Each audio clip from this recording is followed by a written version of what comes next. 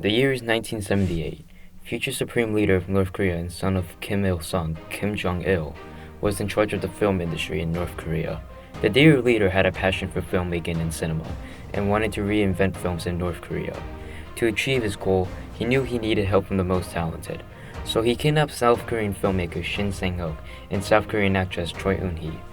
In 1984, creators of Godzilla Toho Studios revived the franchise with the return of Godzilla. It was a commercial success and loved by critics and audiences. Kim Jong-il saw this film and believed North Korea needed their own kaiju, their own Godzilla. After believing he successfully brainwashed Shin Sang-ok, he had him start production on North Korea's very own kaiju movie. This movie was called Pulgasari.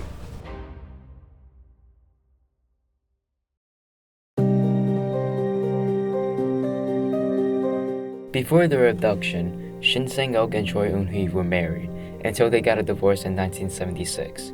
After learning that Choi disappeared in Hong Kong, Shin flew there to go after her. This was a trap set by Kim Jong-il, who had kidnapped Choi in Hong Kong and knew Shin would go there looking for her.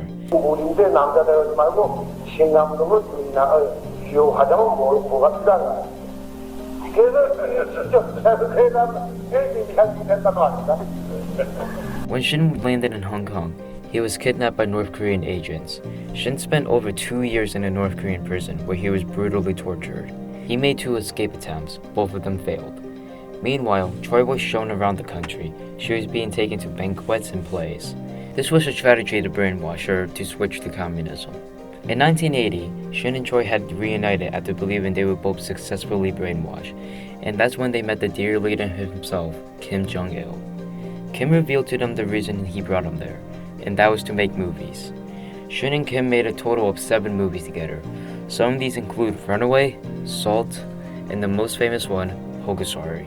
After Toho Studios released The Return of Godzilla in 1984, Kim wanted North Korea to have their own Godzilla.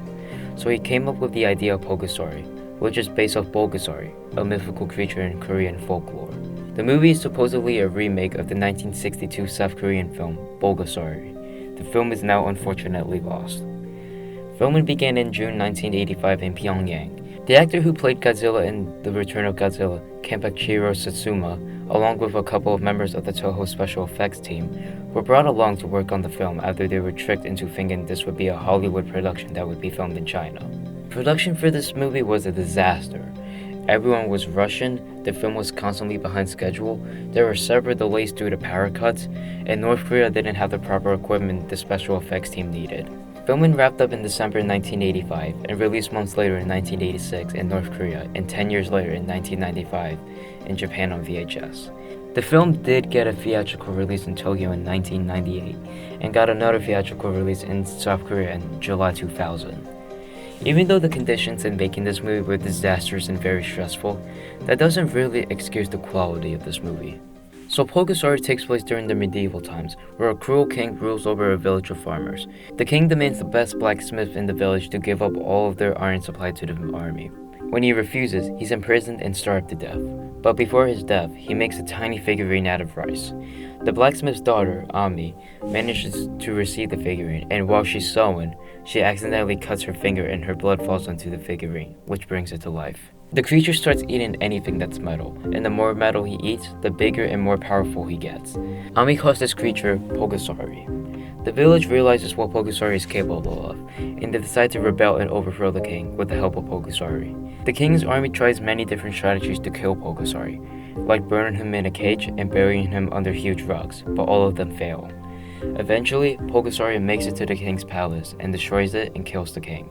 The war is over now, but Pulgasari is still hungry, so the rebels start feeding him their weapons and farming tools. Ami realizes that Pulgasari's appetite will never be satisfied, and if he continues to eat all the tools, the village will have nothing left. So she hides inside of a bell and lures him to eat it. When he eats the bell and Ami, he turns into stone and crumbles into pieces. The film ends with Ami laying among the rubble, shedding a single tear. This movie is a slog to get through. When the monster isn't on screen, the film is long, boring, and tedious. The set pieces are pretty cool and the VFX isn't that bad for being a North Korean film in the 80s. However, the performances are very poorly acted, and the script and story feels like an overly drawn out episode of Looney Tunes, but if it took itself completely seriously. The film's biggest problem, however, is the sound mixing. The sound mixing is a nightmare. Sometimes the dialogue scenes between characters are stupidly loud, and other times you can't hear what the characters are saying at all because the music is blasting over them. But despite all that, the film was a huge success with North Korean and Japanese audiences, but it was a huge box office flop in South Korea. Critics consider Pulgasari to be a masterpiece, while others consider it to be so bad it's good. But it is one thing. It's the movie that saved Shin and Choi's lives. After finishing the movie, Shin and Choi would be sent to many film festivals to show it.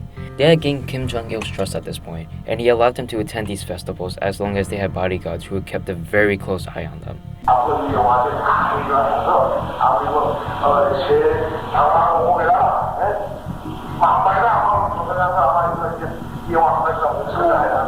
One of these film festivals was in Vienna, Austria. After checking in at the Intercontinental Hotel, Shin and Choi learned that they wouldn't be sharing a room with the bodyguards. This gave them the perfect opportunity to plan their escape. Shin called the Japanese front desk employee and asked him to come to their rooms. When he got to the room, Shin quickly pulled him into the room, slipped the note into his hand, and pushed him out. The note read, "We are Shin Sang-ok and Choi Eun-hee, husband and wife. We want to take refuge in the U.S. Embassy." Below that, it read in Japanese, "We are not diplomats, but we have diplomatic passports. Please report to the Austrian police that we illegally possess these diplomatic passports and have us arrested and escorted to the police station." Shin then called Akira Inoki, a Japanese journalist and an old friend of his, and asked him to meet them outside the hotel the next morning with a taxi. The next morning, while the bodyguards were far from them, Shin and Choi stepped out of the hotel and found Inoki with a taxi. 그 운전수가 어디로 가냐고 그래요. 그러니까 덮어놓고 가라고 그래서 원래 생각도 안 나잖아요 거기가. 네. Shin explained the entire situation to Inoki until Choi looked in the rearview mirror and realized something wasn't right. 하얀 택시가 하나 이렇게 출발하는 게 보이더라고요. 진짜 이상하다. 그럴 수 있겠다. 그리고 처음에는 의심을 안 했어요. 얼만큼 오다 또 이렇게 보니까는 일정한 간격을 두고 따라오더라고요. 뭐 먼저 갈 수도 있고 뭐 더 늦게 올 수도 있고 일정한 간격을 두고 오는 게 아무래도 수상하더라고요.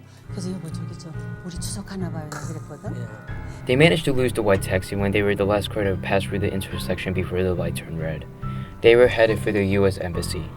However, just before they could get there, they ran into a lot of traffic, to the point where the taxi was not moving.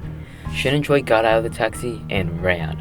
They ran as fast as they could until they reached the embassy. 어깨로 말해. 날 갖다 막 밀면서 그냥 막. 세상에 먼저 들어가시겠다고? 네. When they got inside, they were taken to a small room and learned that the embassy had been expecting them.